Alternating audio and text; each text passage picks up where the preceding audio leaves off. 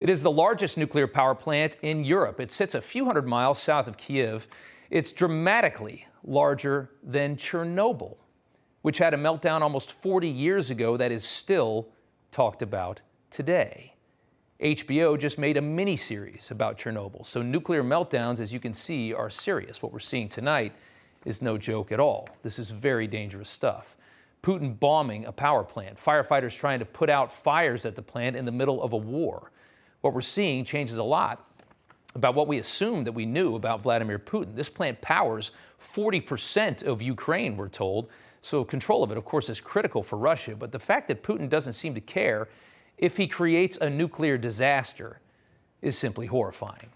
He's clearly showing this week his disregard for the Ukrainian people. Reports indicating Putin is ready to set up public executions against dissenters once he's taken over this country. If you were wondering how Putin exactly plans to rule over a country of people who clearly hate him, this is how you do it.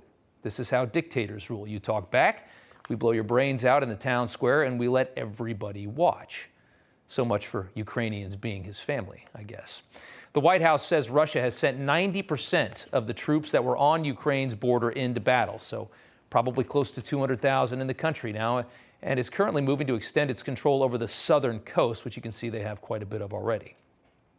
The Pentagon also says Russia has launched more than 480 missiles into Ukraine, and a large Russian military convoy that's been parked north of Kyiv does remain stalled out. This thing's like 40 miles long, and the good news is, I guess, it's not moving, but that it still is Putin's intention to take the capital.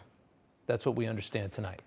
After a call with Putin, French President Emmanuel Macron said he's convinced that the worst is yet to come. At the White House earlier today, the president said the plan is to continue to hit Putin economically. The goal was to maximize the impact on Putin and Russia and to minimize the harm on us and our allies and friends around the world. Now, Zelensky in Ukraine today telling the world what we already knew. He actually did a press conference today as he hides in this country and tries to avoid assassination by Russian forces. Zelensky saying the support from Biden has come too little and too late. If I spoke with Biden, President Biden, yes, I think yesterday or day before yesterday, I don't remember. And we have good contact. I can tell the truth. And it's a pity that it began after the beginning of this war, but we have it, and my appreciation to him and to his team. And so we can speak now often.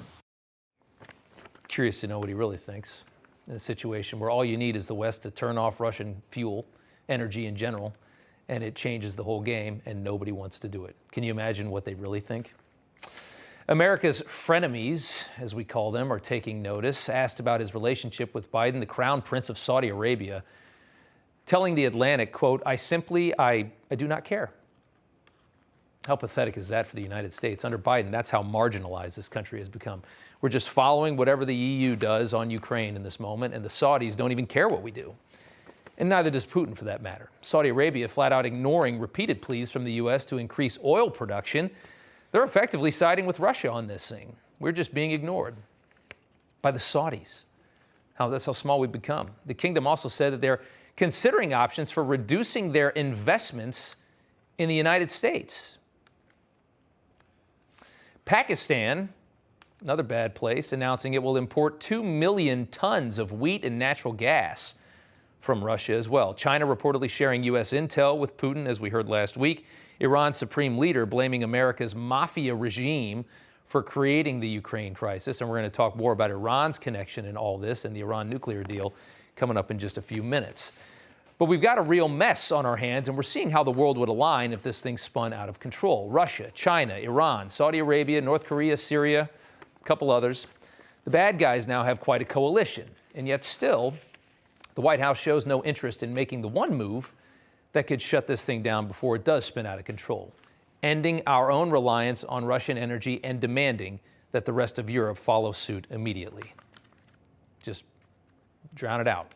No more money goes in. How are you going to fund a war? Here's the White House today, hounded on the question.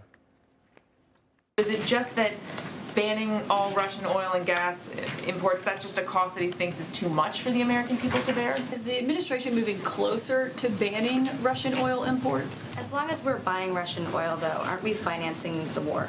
I want to try one more on the potential oil ban. What would the administration need to see in order to make a final decision? Everybody knows the right answer. Everybody except the White House. They don't want to do it. The reasons why we'll get into in a moment, but this is how they try to explain it, and it's just utter nonsense. We don't have a strategic interest in reducing the global supply of energy.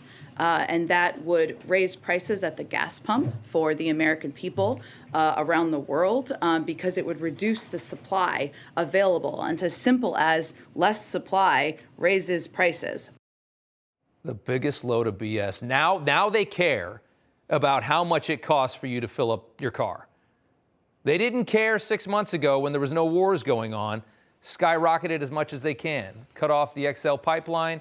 All this pandering to the environmentalists. But now that babies and women are being bombed in apartment complexes in Ukraine, now they really want to make sure that it costs less than $100 to fill up your car. And they expect you to believe that.